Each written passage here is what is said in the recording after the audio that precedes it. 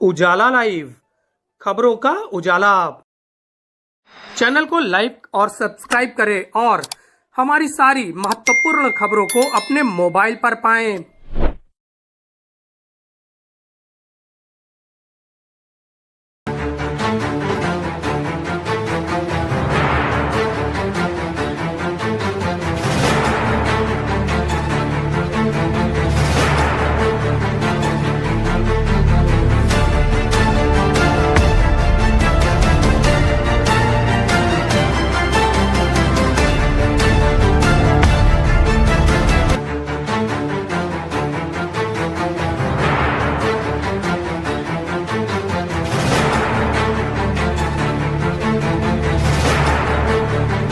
उनके जाने के बाद भी कोई मेमोरियल लेक्चर, उनकी याद में इतने लोग इकट्ठे होना, तो वक्तित्व तो बड़ा ही था, नहीं तो नहीं होता भाई साहब। जो आदमी अपने जीवन में जब ऐसा जीता है कि समझ लो कि मृत्यु हो ना मृत्यु से डरो कभी, मरो परंतु यो मरो की याद जो करें सभी, तभी होता, नहीं तो नहीं होता, नहीं तो संभव ही नहीं। इसलिए मैं आगे बढ़ता हूं। संविधान का भी जिक्र आया, आर्टिकल 21 का भी यहां जिक्र आया।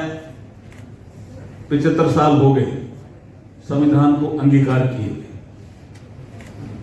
संविधान में 3 चीजें बहुत महत्वपूर्ण हैं, जो हमने, कुछ लोग कहते हैं फ्रांस की क्रांति से लिए, और बहुत से ऐसे संविधान सभा के सदस्य थे, उन्होंने कहा नहीं, फ्रांस की क्रांति से नहीं लिए, ये हमारे यहां जो गणराज्य था, वैशाली या लिच्छवी, वहां से ये तीनों शब्द आए हैं। Liberty, equality, fraternity. ये कुछ लोग कहते हैं 1789 में जब फ्रांस की क्रांति हुई तब ये पूरे संसार में गई, लेकिन बाबा साहब B.R. अम्बेडकर संविधान सभा में कहते हैं कि ये शब्द हमारे हैं, हम गुलाम थे, इसलिए ये शब्द कहीं दब गए, लेकिन जब रिपब्लिक होता है तो ये तीनों शब्दों का महत्व बढ़ जाता है।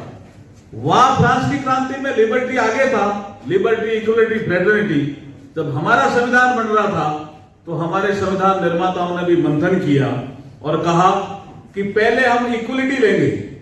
तो आपको ध्यान होगा कि संविधान के आर्टिकल 14 से लेकर के जो इक्वलिटी के प्रोविजन है वो पहले हैं और लिबर्टी बाद में है। तो जब बाबा साहब से किसी ने पूछा कि ऐसा आप क्यों कर रहे हो, तो उन्होंने कहा कि इसमें सर्वसम्मति बन गई है, इसलिए हम इक्वलिटी पहले लेते हैं। कारण कि अगर समानता रही समाज में तो स्वतंत्रता सुरक्षित रहेगी, और समानता नहीं रही समाज में तो स्वतंत्रता सुरक्षित नहीं रहेगी। बाबा साहब के वो शब्द कॉन्स्टिट्यूएंट असेंबली में कहे हुए आज भी समाज में गूंज रहे हैं। इसलिए हमारे समाज में संविधान लागू होने के बाद समानता की ओर भी तेजी से कदम बढ़ाया, स्वतंत्रता हमारी सुरक्षित रहे इस दिशा में भी काम किया, और फ्रेटर्निटी जिसको बंधु भाव कहते हैं वो भी विकसित हो इस दिशा में भी काम किया। लिबर्टी, इक्वलिटी, फ्रेटर्निटी, ये 3 हमारे शब्द जो हैं वो संविधान की आत्मा है, और संविधान की जब आत्मा होती है तो सिस्टम उस आत्मा के अनुसार काम करता है, तो सिस्टम भी इंप्रूव होता रहता है। आज जुडिशियल सिस्टम इंप्रूव करने की बात यहां हो रही है। आप देखिए 1 जुलाई 2024 बहुत हिस्टोरिकल डे है इस देश का, कि 1 जुलाई 2024 को हमारे यहां पे न्यू क्रिमिनल जस्टिस सिस्टम में 3 नए कानून लागू हो गए।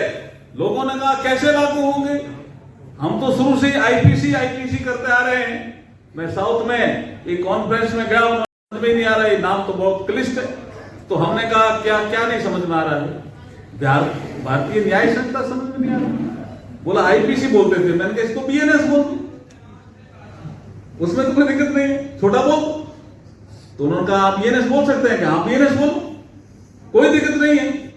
तो आपको शायद जानकारी होगी, और जानकारी है भी, मैं बता दूं कि चंडीगढ़ में ये सारे सिस्टम जो ठीक करने के लिए नरेंद्र मोदी जी ने एक संकल्प लिया ई प्रिजन प्लेटफॉर्म, ई फॉरेंसिक प्लेटफॉर्म, ई प्रोसिक्यूशन प्लेटफॉर्म, ई कोर्ट, ई साक्ष्य, ई समन ऐप, ये हमारे सीसीटीएनएस के पार्ट हैं, crime and criminal tracking network system.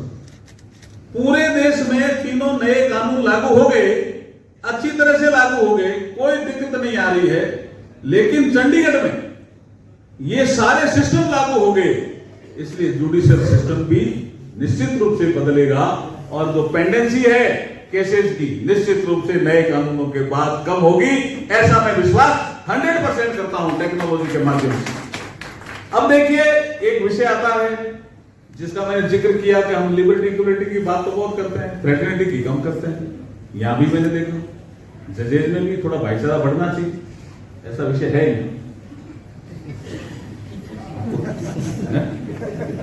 है ना, क्या नहीं है? लेकिन फ्रेटर्निटी संविधान की आत्मा का विषय था। समानता भी बढ़नी चाहिए ना, इक्वलिटी भी बढ़नी चाहिए, लिबर्टी, इस दिशा में भी हम तेजी से आगे बढ़े हैं। हमने 75 साल हमारे सिस्टम ने काम किया है। आसपास हमारे आसपास जो देश हमारे आसपास ही आजाद हुए थे, लेकिन कहीं न कहीं कोई प्रॉब्लम आई, हमारे यहां तो नहीं आई ना, क्योंकि हमारे यहां चेक एंड बैलेंस है। हमारे यहां संविधान ने इस दिशा में तेजी से हमारा मार्गदर्शन किया। तो लिबर्टी और इक्वलिटी की बात तो बहुत करते हैं और बढ़ भी रहा, लेकिन फ्रेटर्निटी की कम करते हैं। और यहां फ्रेटर्निटी का थोड़ा अभाव है, इसलिए मैं फ्रेटर्निटी की बात करूंगा। एक बार इस यहां से हो चौकी संगम है यहां, इसलिए यहां से, और कुंभ भी आ रहा है, तो कुंभ की भी बधाई। आज के अवसर में लिटिगेंट, एडवोकेट और जज, इनका भी संगम है। मैं तो खाली ज्ञान लेने आया हूं। जो हमारे ऑनरेबल जस्टिस सूर्यकांत जी कुछ बोलेंगे, या अभी रंजन गोगोई साहब ने दिया कुछ, उससे पहले भी बोले, हमने सब नोट किया। और मैं अरुण बंसाली जी का भी धन्यवाद करता हूं कि इन्होंने मुझे रिक्वेस्ट किया कि आप अगर एक दिन पहले आ जाएंगे, 4 का प्रोग्राम है, 3 को आ जाएंगे तो काफी यहां ठीक रहेगा।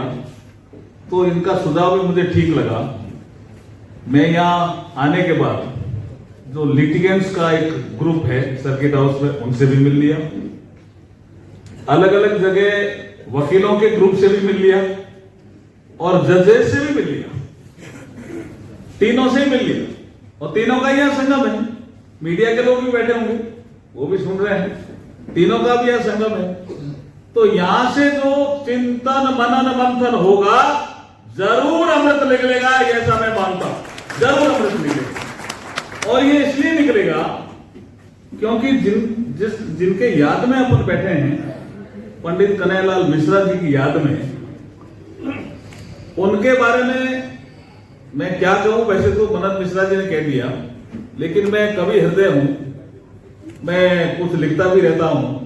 तो एक चीज मुझे यहां याद आई बैठे बैठे, तो मैं सोच रहा हूं कि वो मैं कह देता हूं। जिंदगी में बड़ी शिद्दत से निभाओ अपना किरदार, जिंदगी में बड़ी शिद्दत से निभाओ अपना किरदार, कि पर्दा गिरने के बाद भी तालियां बजती रहे। ऐसा ही किरदार था, पर उनके ऐसे ही किरदार था पंडित कन्हैयालाल मिश्रा जी का, क्योंकि ये भी मिश्रा साहब ऐसा ही किरदार था।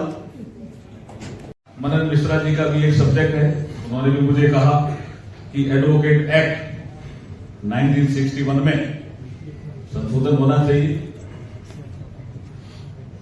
तो आपकी बात को आगे बढ़ा रहा हूं, जल्दी संशोधन होने की पूरी संभावना है, जो आप चाह रहे हो। लेकिन आपका एक विषय और आगे बढ़ गया है, उस दिशा में अगर हम डेटा दे देंगे तो वकीलों के जो इंश्योरेंस का जो मामला है, एक तो मेडिकल इंश्योरेंस है, एक है जनरल इंश्योरेंस, दो ही है ना विषय आपके, दो। तो दोनों ही दिशा में हम तेजी से आगे बढ़ गए हैं। जैसे ये डेटा देंगे आपके यहाँ लागू कर देंगे हम इंश्योरेंस वाला विषय। ये बड़ा विषय था आपका यहाँ, था या नहीं था? बोला कि ये कंपनियां हमारे को इंश्योरेंस करती नहीं है, करती है तो कहते हैं नहीं आप पता नहीं कोर्ट केस कर दोगे इसलिए प्रीमियम। तो हमने बात की, आप आए थे ना मनोज मिश्रा जी हमारे यहाँ, तो ये यहां से उठा हुआ ज्ञान का शहर है, यहां से उठा हुआ मामला वकीलों के इंश्योरेंस का मामला पूरे देश में जाएगा और इलाहाबाद का नाम फेमस होगा, प्रयागराज का नाम फेमस होगा। तो ऐसे चिंतन मनन मंथन जब होते रहते हैं, नॉलेज की सदी होगी।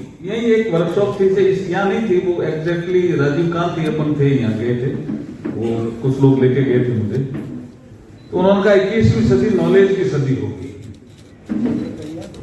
और ये माना जाएगा नॉलेज इज द पावर, ये माना जाएगा। तो मुझे वो 2-1 साल का पहले की घटना यहाँ इलाहाबाद की याद आई कि प्रयागराज ज्ञान का नगर है, इसमें कोई गोराई नहीं है ना। प्रयागराज ज्ञान का नगर है और प्रयाग के वासी ये चाहते भी हैं कि ज्ञान का प्रचार। भाग लिया, इतने बड़े स्टेशन के वकील, हम वकीलों को उनके जीवन इतिहास से प्रेरणा लेनी है, वो हमारे बीच एक आदर्श है। आपके पिताजी आसाम राज्य के मुख्यमंत्री रहे हैं,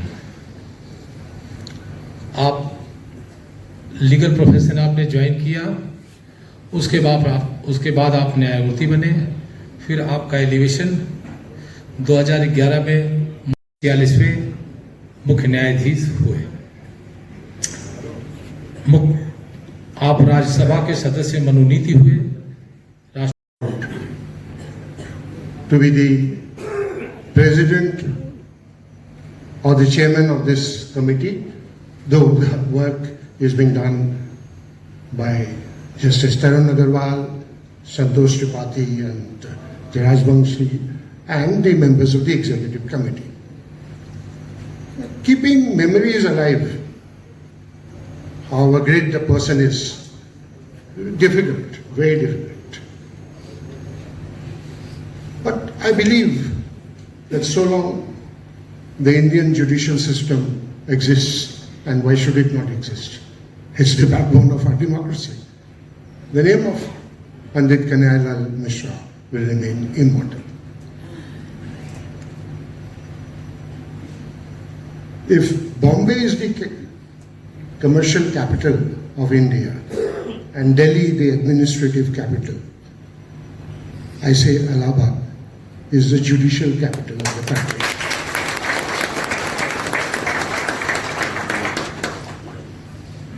"80 districts, about 4,000 courts, 160 high court judges. Though in terms of area, it is the 4th largest area, state of the country. Chief Justice Bhansali, your state is the largest in area. It has 33 districts. UP is the 4th largest state in terms of area. It has 80 districts. Now, why I say this is I think Allahabad, with 160 seats in the High Court and 4,000 seats in the lower judiciary, is an ideal laboratory, a very big laboratory for experimenting the reforms that the Indian judicial system needs to solve its problems. And I think the problem is one: pendency.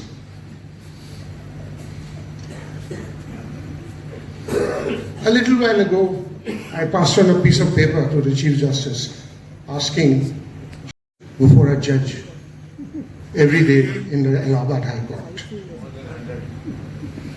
The figure seems to be, fresh cases between 50 to 200, and then maybe 200 more in the additional list. Meghwal ji, sir, जज भी इंसान है। Suryakant ji, you're going to be the Chief Justice in November, not very far off.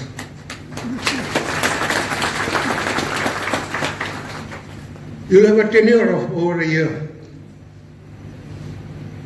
Do something about it.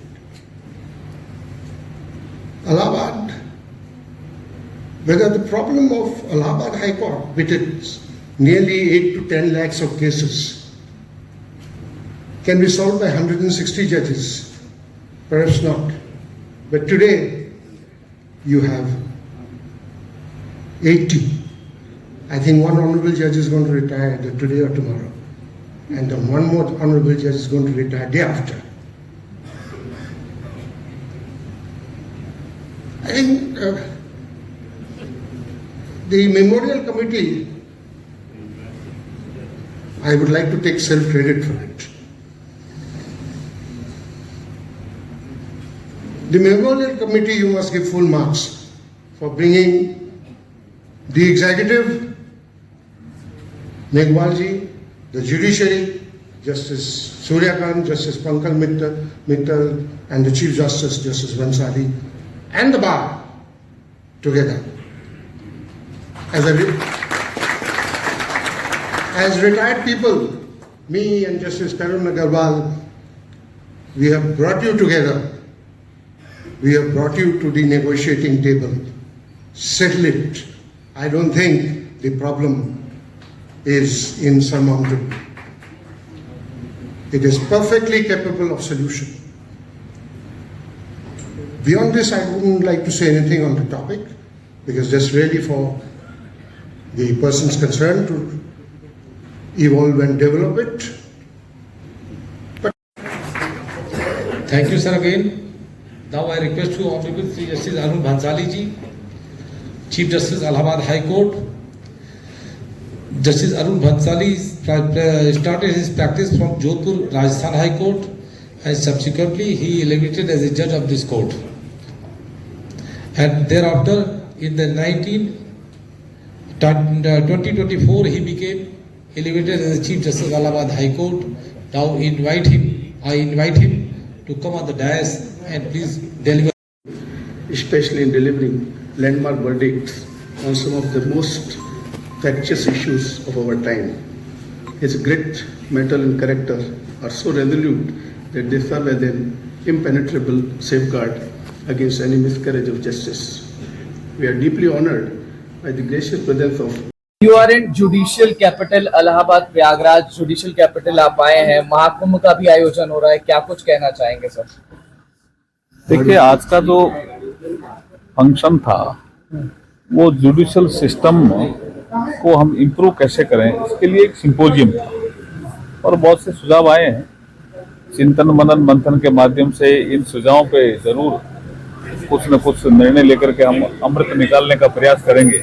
और जहाँ तक महाकुंभ का विषय है, हम बहुत शुभकामनाएं देते हैं। बहुत बड़ा फंक्शन, मुझे सूचना दी गई है कि करीब 45 करोड़ लोग महाकुंभ के समय स्नान करेंगे, माँ गंगा का आमचन करेंगे। इतना बड़ा फंक्शन, मुझे लगता है कि मैं जो प्रयागराज के वासी हैं उनको भी और जो मेले से जुड़े हुए, महाकुंभ के मेले से जुड़े हुए जितने भी अधिकारी, कर्मचारी, इवन हमारे सीएम साहब, योगी जी, सबको बधाई और शुभकामनाएं देना चाहता हूं कि बहुत अच्छा प्रबंध कर रहे हैं वो।